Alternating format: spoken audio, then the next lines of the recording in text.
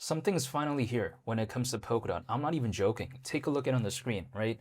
Polkadot developers recently made a post saying how the Polkadot products development network, but they refer to it as DevNet for short, right? But besides that, they say it's now live for developers. Why does this even matter? Because a lot of people like to say, well, the price of Polkadot, or should I say dot its native token, is doing really bad. They like to say that. So kind of their presumption is that this won't really matter.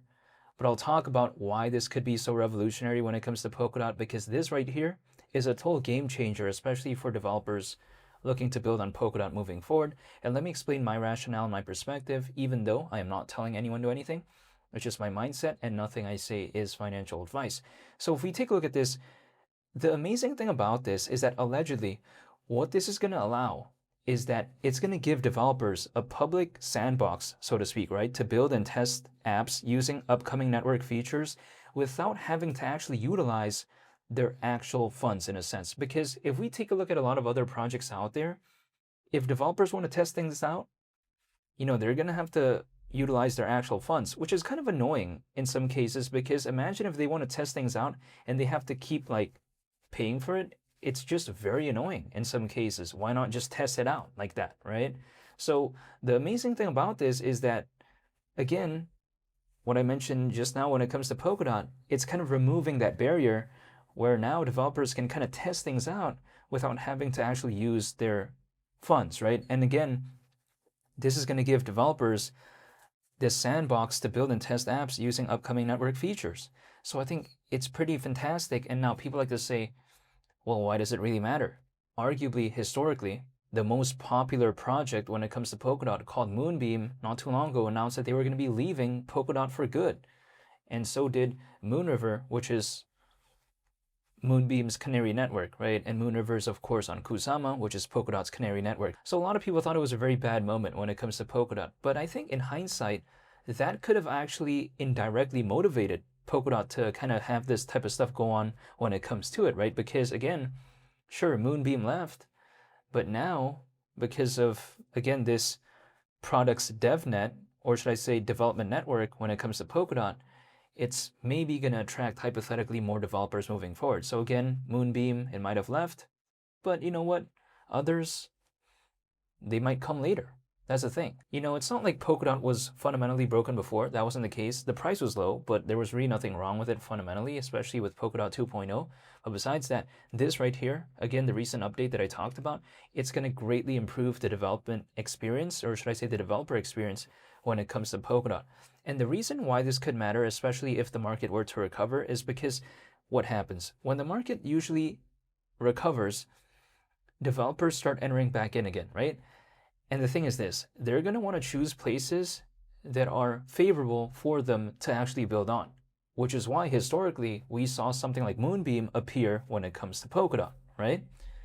And I don't think it's too far-fetched to assume that because Polkadot is now a better place for developers, arguably, if it could attract more developers and maybe, let's say, they build something more dynamic and more impressive than Moonbeam moving forward, who knows? Wouldn't surprise me whatsoever. And also on top of that as well, if we consider, if let's say developers start building on Polkadot and whatever they build gains traction, now automatically Polkadot's going to go along with the ride. But we can't really see all of that as of right now if the market were not to recover. But at the same time, this is preparation. In the case of Polkadot, it's preparing for that hypothetical wave if it were to even come. And the keyword is if. It doesn't mean it will, but just in case, that's the thing. It's like, for instance, let's say I'm buying snorkeling gear or snorkeling equipment. Am I going to be snorkeling every day? No, but in case. Now, I'm not saying I own any snorkeling equipment. I used to, but I'm just saying I don't snorkel anymore, but I'm saying I did back then, right? So it's just kind of an example. However, when I take a look at it as well, in the case of Polkadot, people like to say, well, this is so cooked because, it's hovering at around 80 cents when it comes to its native token called DOT. I'm totally aware of that. But again, the recent update that I saw isn't even about really the price at all, because it didn't move the price charts. That was meant to kind of reflect the fundamental improvements that Polkadot has been seeing. And just to kind of give an analogy as to what I mean by this, typically if the market isn't doing the best, Polkadot could have the most fantastic partnership ever or the biggest announcement ever, and it still wouldn't really do much to the price charts because this space doesn't operate that way. In a sense where if the market is down when it comes to this space, typically, historically, we've seen many projects announce, a very major announcement or a very fantastic partnership. It doesn't do much to the price charts just because if the market isn't doing the best, it just won't do anything. It's different than in the case of stocks, right? Usually, if we see a company have very low debt, they have a good profit margin, they launch a very amazing product, we see it be reflected when it comes to the charts. But it doesn't really work that way when it comes to this space. However, one thing I do realize at times is that people do eventually start noticing later on if the market were to recover. However, all the work has to be put in first, right? Which is why I'm pretty happy seeing what I saw recently when it comes to Polkadot. In terms of the recent update that I saw in regard to the Polkadot products development network, how it's now live for developers. So I did find that pretty impressive. And I think it's going to matter hypothetically later on. It may not matter right now, but it could matter later. That's the thing. Now, also on top of that, we have to consider when it comes to Polkadot, the core fundamentals are still pretty impressive to me at least. It's focused on connecting blockchains together. It's focused on interoperability, and it even has a canary network called Kusama. So I don't see what really bad thing happened to it. If anything, it's improving. I mean, okay, sure, Moonbeam left. Moonriver left Kusama. But hey, Polkadot, the show still kind of hypothetically goes on. The fundamentals are still there. And especially as of right now, with Polkadot 2.0, and also considering the aspect of elastic scaling when it comes to that. And then now we see the recent update in regard to making it more streamlined, arguably, when it comes to developers to actually build on Polkadot. I mean, what bad thing really happened to it? All the ingredients are there, in my opinion, in a sense where it's already good fundamentally. DOT has over 1 million holders, even as of right now. DOT also is currently ranked 45th in the world as of right now in terms of market cap within this space. What's missing? The missing ingredient maybe is just a hypothetical altcoin sees it, because the core fundamentals are already kind of there. That's just the way to take a look at it. It's like, for instance, take a look at this G-Shock, right? Now, if we take a look at this right here, let's say it's already built in the factory. What's left? To sell it, right, at a store. That's the thing, or online or whatever. The fundamentals are already kind of there. In the case of Polkadot, that's just the way to take a look at it. I'm just waiting as of right now. I don't know how long I'm going to have to wait, but I'm gladly waiting because I don't mind waiting anyways. And if I'm still seeing updates, then I don't mind. However, I am dollar cost averaging approximately once a month, but I'm not telling anyone to do anything. Now, if we take a look at it, did you know that actually back in December of 2024, DOT was around $10.50, where clearly at this point, right, going back to there, the journey is over 10 times. Now, if we take a look at it as well, Polkadot, or should I say DOT, its native token, back in October of 2025, it was like around $4.20. So the journey to there, it's over 5 times. And just think about this.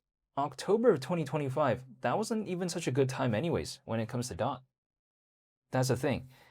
But we're so low compared to that, it showcases just how far down Polkadot has gone. In which case, is that necessarily a bad thing though? Well, of course, from the price charts, yeah, it is. But there's also another way I can take a look at it personally, because I don't mind the dip, and because I am dollar cost averaging once a month approximately, even though I'm not telling anyone to do anything, I don't mind these low prices. Keep in mind, DOT is really close to its all-time low. So, okay, I get it. If I dollar cost average, yeah, I mean, it could go lower, but at the same time, it's literally at all-time low levels. That's the thing.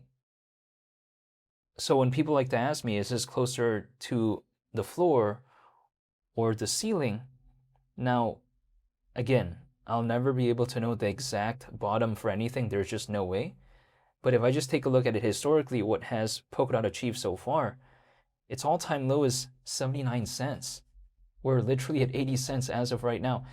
And the all-time high is $55. Now, $55, if it never sees that ever again, whatever, right, at this point, just because DOT is so low. But going back to around $4 or whatever, which we saw back in October of last year, like that's not such a monumental milestone when it comes to Polkadot. It was considered quite bad actually, considering how the all-time high is around $55.